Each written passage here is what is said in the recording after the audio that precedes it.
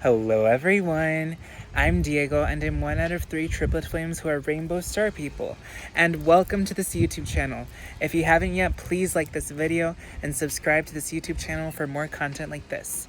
Now onto today's video, which is about the 7 habits of highly effective people and the 7 habits of highly effective teens.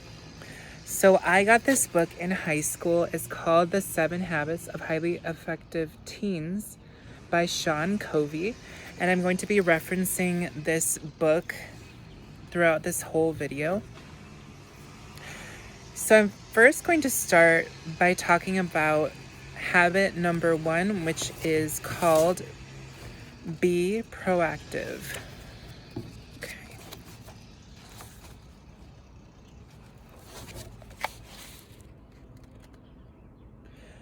Be proactive says, I am the force. Okay?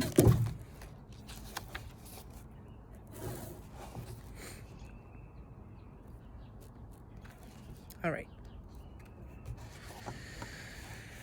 So let me give you an analogy of what proactive versus reactive people are like. So proactive people are like a can of water, okay? So you shake the can of water and then you put it on the table and open the can. And you look inside the can and the water is still, it's calm, and it's cool. That is like a proactive person, someone who remains calm despite the circumstances. Now, when we look at a reactive person, they are like a soda can. So you shake the soda can and then open the soda can and the soda explodes everywhere and makes a huge mess. That is like a reactive person that lashes out at you whenever they're angry. Okay?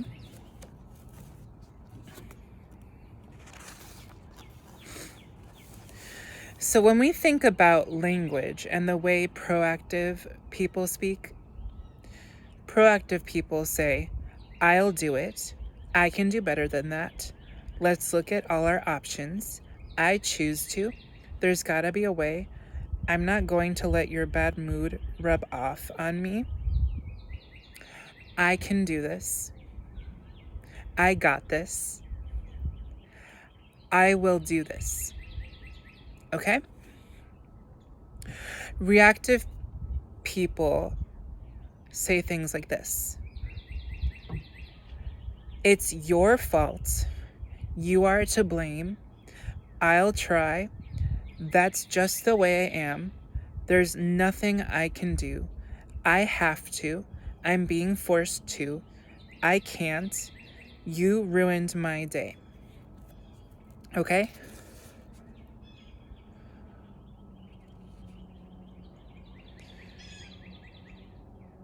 So when someone says something reactive, they say things like, that's me, that's just the way I am.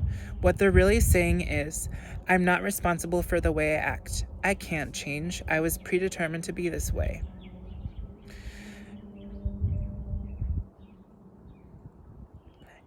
If my boss wasn't such a jerk, things would be different. What they're really saying is, my boss is the cause of all of my problems, not me. That's another form of reactive language. Okay? When you say, thanks a lot, you just ruined my day, what you're really saying is, I'm not in control of my own moods. You're in control of my moods, okay? If you say things like, if only I attended a different school, had better friends, made more money, lived in a different apartment, had a boyfriend, then I'd be happy. What you're really saying is, I'm not in control of my own happiness. Things are. I must have things to be happy. Notice that reactive language takes power away from you and gives it to something or someone else, whereas proactive language puts the remote control back in your own hands. Then you're free to choose which channel you want to be on. Basically, when you're proactive, I'd like to add on to what he said. you are bringing the power back to yourself. So whenever you're proactive, you bring the power back to yourself. You empower yourself to choose how you would like to respond to a situation. Okay? There are plenty of people who suffer from the victimitis virus. These people believe that everyone has it in for them and that the world owes them something. Okay?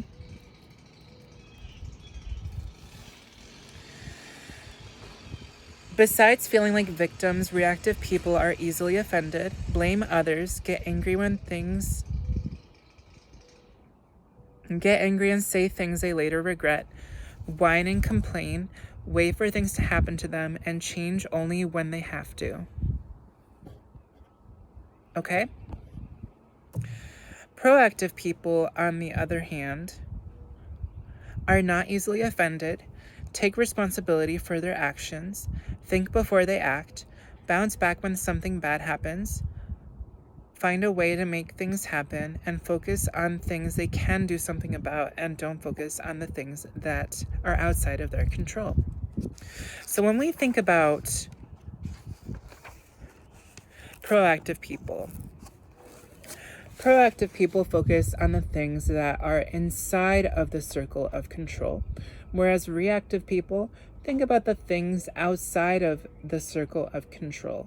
So things inside of the circle of control include choices, responses, ourselves, and attitudes. Outside of our circle of control, which is a circle of no control, are things like the color of your skin, weather, past mistakes, cost of tuition, parents, rude comments, location of birth, who will win the NBA finals, and I'd like to add a few more things, your environment, and circumstances that are happening in the news, and also illnesses. So I'm going to give you 2 things that have to do with my life that apply to the circle of control and the circle of no control. So nowadays, there has been a lot of news that has been triggering for people, right? And I choose not to let the news ruin my day. I choose to keep moving forward, even though the news may be unsettling. I choose to move forward and stay calm and make a good day for myself despite the circumstances.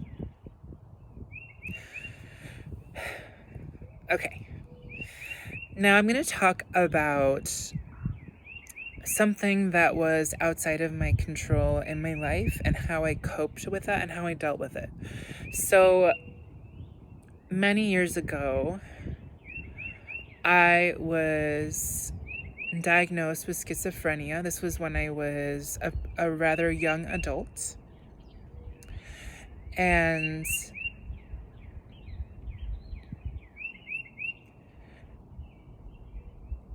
I remember actively hallucinating and experiencing delusions and being unable to communicate because of the illness. Like, communication had broken down completely. I wasn't getting any sleep at all. I was experiencing really severe insomnia. And I was hearing voices and sounds that weren't there, and experiencing paranoia and psychosis. And having that illness helped me realize that whether or not you have an illness is outside of your control. And the way I was behaving was because of the illness. And so I've learned to be proactive and to cope with the illness as best as I can by taking care of myself and doing things like yoga, meditation, going to therapy, going to a nutritionist, going to a psychiatric nurse practitioner, taking medication. I've also been eating as a raw vegan. And I've also been taking nutritional supplements and practicing capoeira, which is an Afro-Brazilian martial art. So I've been doing a lot of different things to cope with the mental illness. And it has been working. I haven't hallucinated this entire month, which is really awesome. On the day that I forgot to take my medication, which was months ago, at a big event, I was actually rushing to get to the event, and both Mom and I forgot that I didn't take medication that day. So basically, she forgot to remind me to take my medication, and I forgot to take it as well. So it didn't end up happening. And I ended up that night hallucinating the name of a capoeirista over and over again. I kept hearing the same name as a hallucination, and I wasn't falling asleep. And I was like, something's off. And then I went upstairs to take a melatonin, and then I went downstairs and fell asleep. So what I did was I was proactive. Just because I was hallucinating didn't mean that I had to let that ruin my night. Instead, what I did was I addressed the problem by finding a solution. I went upstairs, took a melatonin, and then was able to fall asleep. The next day, I took my medication because I remembered to take it, and Mom reminded me of it as well. And I didn't hallucinate that night. So that goes to show you that the medication does make a difference for me, and it does work, which is a good thing. I hope someday that I will not need to take medication, but I am okay with it for now.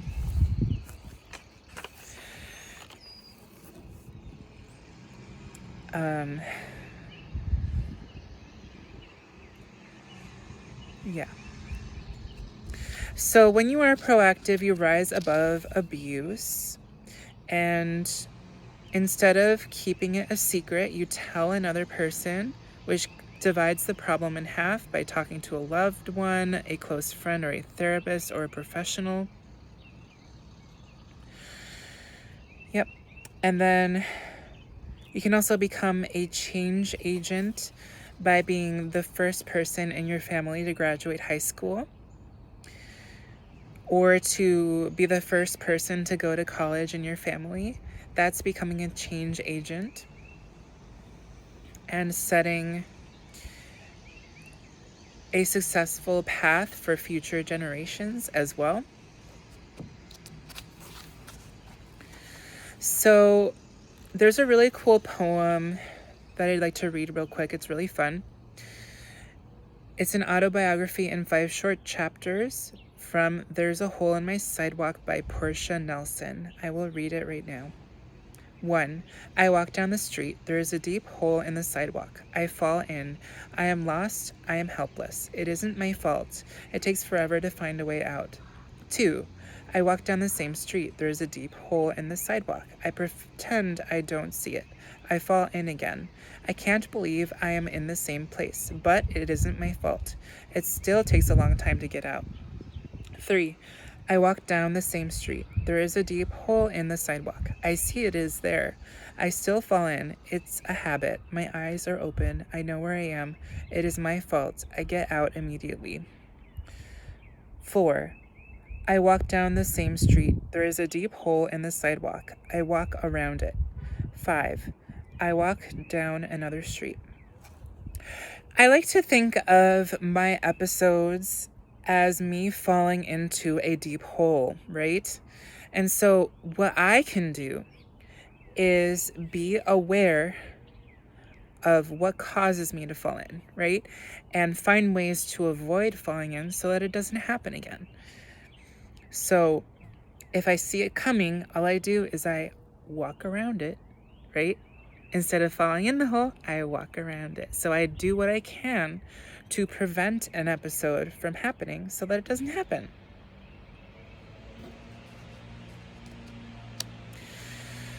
So can-do people take initiative to make it happen? They think about solutions and options, and they act.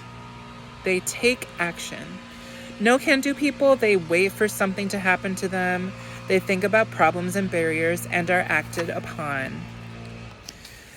Something that I like to do when I'm proactive is I like to push pause when someone says something rude. Instead of being rude back to them, I like to think about what is a way that I can respond to them that is constructive. So your childhood, your parents, your genes, and your environment influence you to act in certain ways, but they do not make you do anything. You are not determined, but are free to choose. So we all have several tools in our toolbox that we can use in order to be proactive. These tools include self-awareness, conscience, imagination, and willpower. Self-awareness says, I can stand apart from myself and observe my thoughts and actions. Conscience says, I can listen to my inner voice to know right from wrong. Imagination says, I can envision new possibilities. And willpower says, I have the power to choose. Okay? So use your self-awareness, conscience, imagination, and willpower to your advantage.